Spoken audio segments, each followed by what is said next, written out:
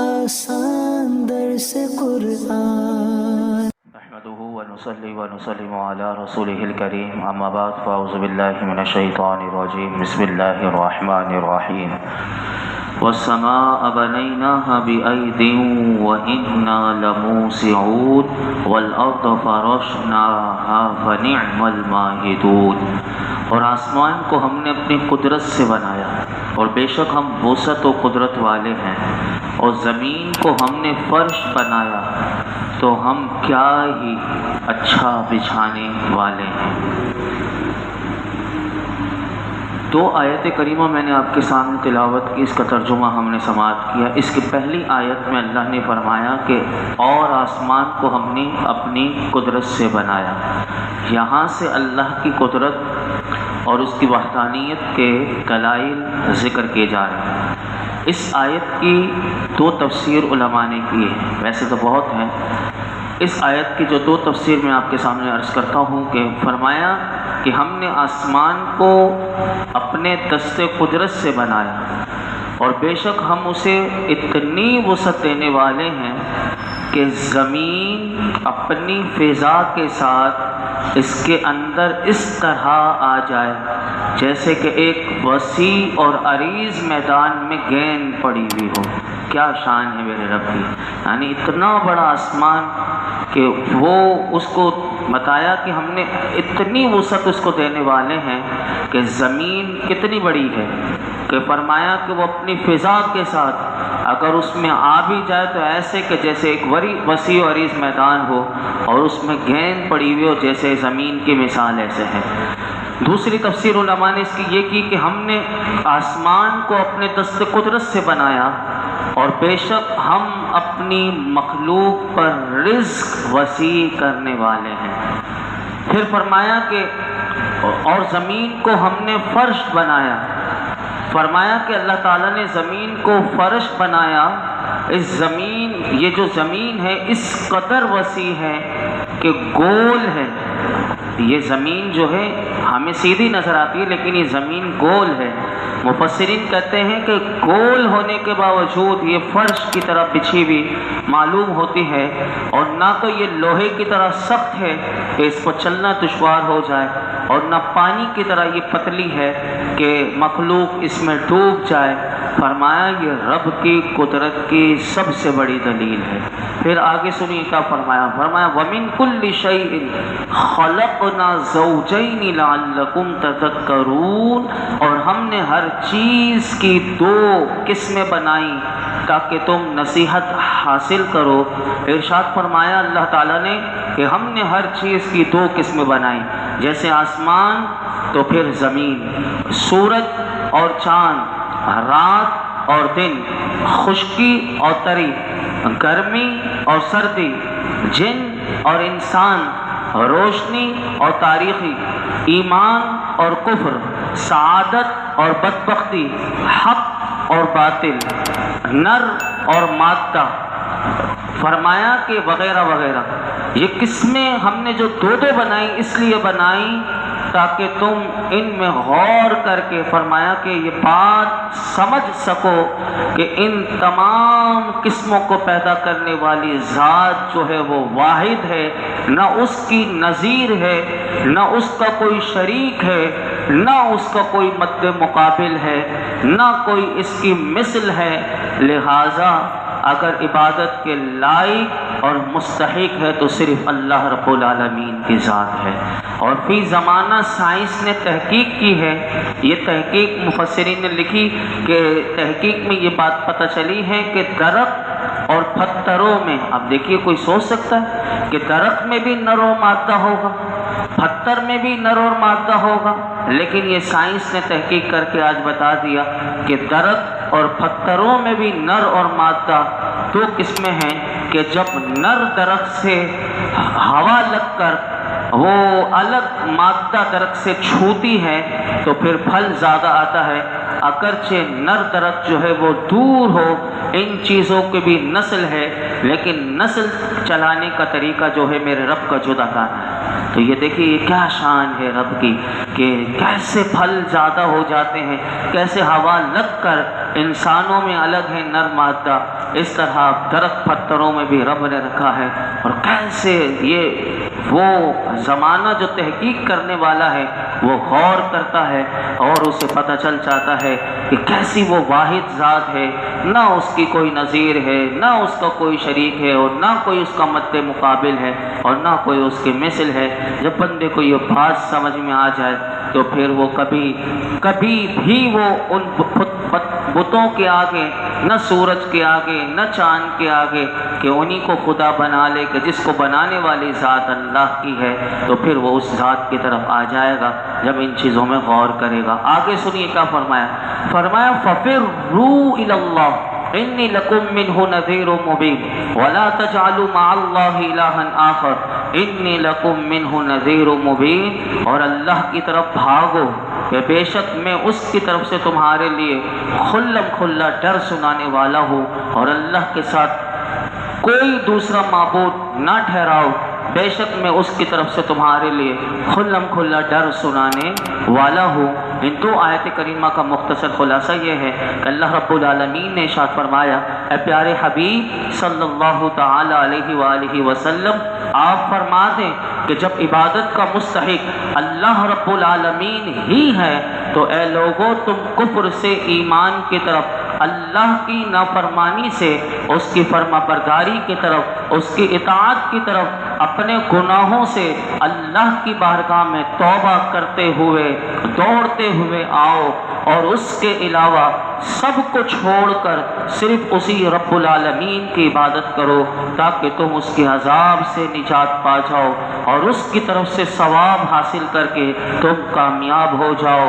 اور آپ فرما دیں بے شک میں تمہیں اللہ کی طرف سے کفر اور نافرمانی پر اس کے عذاب سے کھلم کھلا یعنی واضح طور پر ڈر سنانے والا ہوں۔ جو میرے رب نے مجھے منصب دے کر بھیجا ہے وہ اللہ تعالیٰ نے ان دو آیات میں اپنے محبوب سے فرمایا۔ آگے کیا فرمایا سنیے، كَذَلِكَ مَا أَتَى الَّذِينَ مِن قَبْلِهِم مِّن رَّسُولٍ إِلَّا قَالُوا سَاحِرٌ أَوْ مَجْنُونٌ أَتَوَاصَوْا بِهِ بَلْ هُمْ قَوْمٌ طَاغُونَ۔ یوں ہی جب ان سے پہلے لوگوں کے پاس کوئی رسول تشریف لایا تو وہ یہی بولے کہ یہ جادوگر ہے یا دیوانہ۔ کیا انہوں نے ایک دوسرے کو اس بات کی وصیت کی تھی؟ بلکہ وہ سرکش لوگ ہیں۔ اللہ تعالیٰ نے ان دو آیات میں ارشاد فرمایا، اے پیارے حبیب صلی اللہ تعالیٰ علیہ وسلم، جیسے آپ کی قوم کے کفار نے آپ کو جھٹلایا اور آپ کی شان میں گستاخی کرتے ہوئے آپ کو جادوگر کہتے ہیں، آپ کو دیوانہ اور مجنون کہتے ہیں، فرمایا آپ سے پہلے ایسے ہی کفار مکہ سے پہلے لوگوں کے پاس میری طرف سے کوئی رسول تشریف لایا اور اس نے اپنی قوم کو مجھ پر ایمان لانے اور میری اطاعت کرنے کی دعوت دی تو ان کے بارے میں بھی ان نبیوں کی امت جو تھی وہ کافر امت، انہوں نے بھی ان نبیوں کو یہی کہا تھا کہ یہ جادوگر ہیں یا دیوانہ ہیں۔ تو اللہ فرماتا ہے کہ جو سابقہ کفار نے اپنے بعد والوں کو یہ وصیت تو نہیں کی کہ تم انبیاء کی تکذیب کرتے رہنا اور ان کی شان میں اس طرح باتیں کرتے رہنا، لیکن چونکہ سرکشی اور نافرمانی کی دونوں علت فرمایا کہ دونوں میں ہے، پہلے والوں میں بھی سرکشی تھی، نافرمانی، ان لوگوں میں بھی سرکشی اور نافرمانی، یعنی بیماری دونوں کی ایک ہی ہے، اس لیے گمراہی میں ایک دوسرے کے موافق رہے اور اسی چیز نے انہیں اس طرح کی باتیں کرنے پر ابھارا۔ لہٰذا محبوب آپ قوم کے جھٹلانے اور اس طرح باتیں کرنے سے غم زدہ نہ ہو، یعنی اللہ کو اپنے حبیب سے کتنا پیار ہے کہ اللہ کے حبیب کے دل کو اگر غم لگے تو اللہ تسلی کے لیے قرآن نازل کر رہا ہے۔ پھر آگے کیا فرمایا، فَتَوَلَّ عَنْهُمْ فَمَا أَنْتَ بِمَلُومٍ وَذَكِّرْ فَإِنَّ الذِّكْرَىٰ تَنفَعُ الْمُؤْمِنِينَ۔ تو اے حبیب تم ان سے منہ پھیر لو تو تم پر کوئی ملامت نہیں، اور سمجھاؤ کہ سمجھانا ایمان والوں کو فائدہ دیتا ہے۔ اللہ تعالیٰ نے ارشاد فرمایا، اے پیارے حبیب آپ ان کفار سے منہ پھیر لیں کیونکہ آپ رسالت کی تبلیغ فرما چکے اور اسلام کی دعوت اور ہدایت دینے میں آپ انتہائی محنت کر چکے. آپ نے اپنی کوشش میں معمولی سی بات بھی نہ چھوڑی انہیں سمجھانے کے لیے. تو ان کے ایمان نہ لانے سے آپ پر کوئی ملامت نہیں. لیکن یاد رکھیے کہ اگلی آیت میں اللہ نے فرمایا جو کہ سمجھاؤ کہ سمجھانا مسلمانوں کو فائدہ دیتا ہے، یعنی کافر نہیں مانتے چھوڑ دیجئے، آپ پر کوئی ملامت نہیں. لیکن علماء کہتے ہیں کہ یہ والی آیت کریمہ جو آیت نمبر 55 ہے سورہ زاریات کی، اس سے معلوم ہوا کہ نیک کاموں کی ترغیب دینا اور برے کاموں سے منع کرتے رہنا چاہیے. یہ مسلمان کا فریضہ ہے. اور اس کا ایک فائدہ یہ ہے کہ جسے سمجھایا جائے اس کے بارے میں امید ہوتی ہے کہ وہ برے کام کو چھوڑ کر نیک کام کرنے لگے. کیونکہ ہم سمجھاتے نہیں ہیں اس لیے کوئی آتا نہیں. ہم یہ کرتے ہیں کہ نہیں مانتا چھوڑ دیا. قرآن کہتا ہے سمجھاتے رہو، سمجھانا فائدہ دے گا. تو اس کے دو فائدے ہیں. علماء کہتے ہیں کہ یہ جو کام کیا جاتا ہے سمجھانے کا، اس کے دو فائدے ہوتے ہیں. ایک یہ کہ نیکی کی دعوت دینا اور برائی سے منع کرنے کی یہ ذمہ داری پوری ہو جاتی ہے. یہ دوسرا فائدہ ہے. اور ایک فائدہ یہ ہے کہ جسے سمجھایا جائے اس کے بارے میں امید ہے کہ وہ برے کام چھوڑ کر وہ نیک کام کرنے لگے.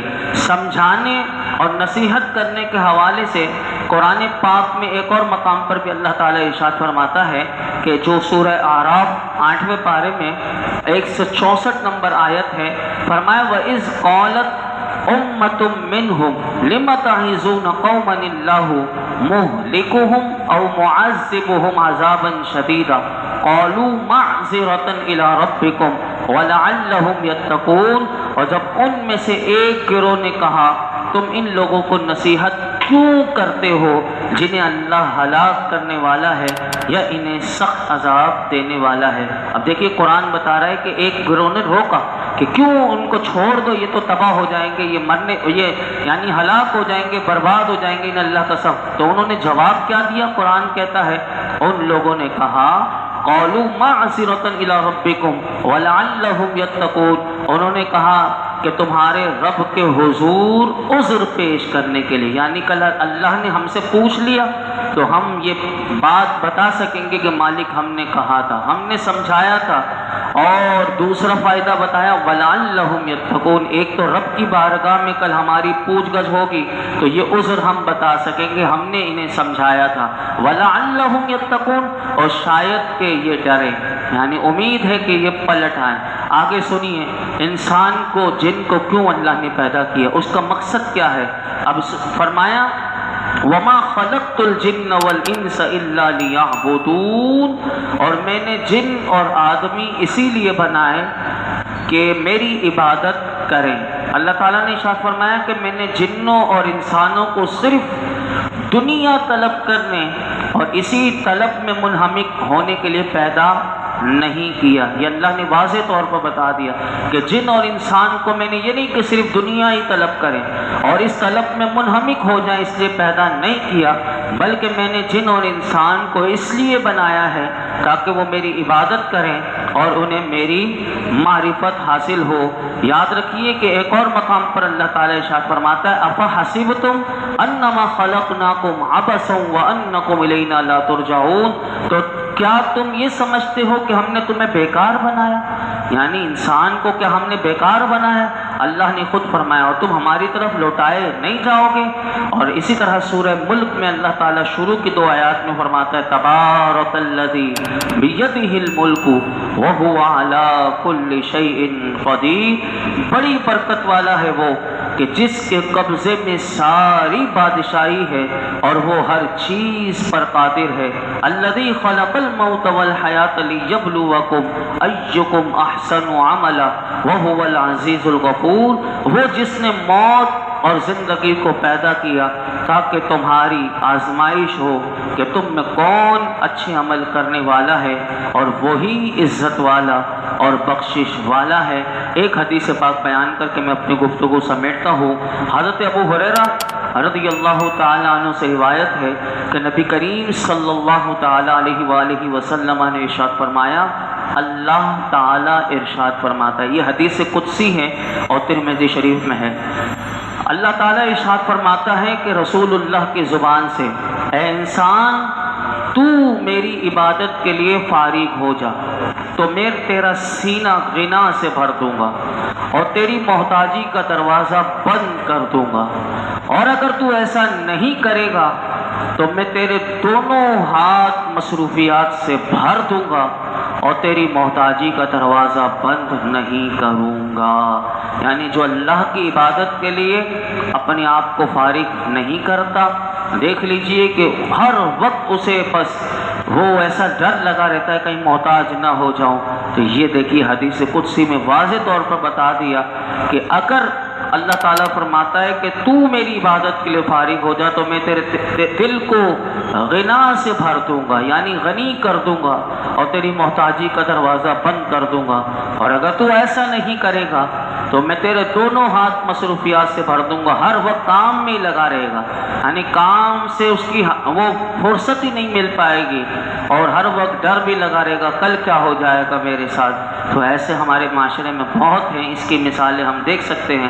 اور تیری محتاجی کا دروازہ بند نہیں کروں گا۔ ہم اللہ تعالیٰ کی بارگاہ میں دعا کرتے ہیں، اللہ تعالیٰ ہمیں اپنی پیدائش کے مقصد کو سمجھنے اور اس مقصد کے مطابق زندگی بسر کرنے کی اللہ تعالیٰ ہمیں توفیق عطا فرمائے، آمین یا رب العالمین، بجاہ سید المرسلین، الحمدللہ رب العالمین، والصلاة والسلام علی سید الانبیاء والمرسلین وعلی آلہ واصحابہ اجمعین۔ یا اللہ پاک ہم سب کا نماز عشاء ادا کرنا، درود و سلام پڑھنا، درس قرآن سننا سنانا اپنی بارگاہ میں قبول فرما، ہمارے لیے سیکھنا سکھانا سمجھنا سمجھانا غور و فکر کرنا آسان کر دے، ہمیں علم نافع عطا فرما، اے مالک ہم سب کو علم نافع عطا فرما، اپنا خوف اپنا قرب اپنی محبت عطا فرما، اپنے محبوب کی محبت عطا فرما، ہمارے تمام صغیرہ کبیرہ گناہ معاف فرما، ہماری ہمارے ماں باپ کی ساری امت مسلمہ کی بے حساب مغفرت فرما یا رب العالمین، اپنی رضا کی دولت عطا فرما۔ آج تک ہم نے جتنے دعائیں کی ہیں آئندہ کریں گے، میرے مولا ہم سب کی دعاؤں پر اپنی رحمت کی نظر فرما، ہماری دعاؤں کو قبول فرما۔ وصلی اللہ تعالی علی خیر خلق محمد وعلی آلہ وصحبہ اجمعین۔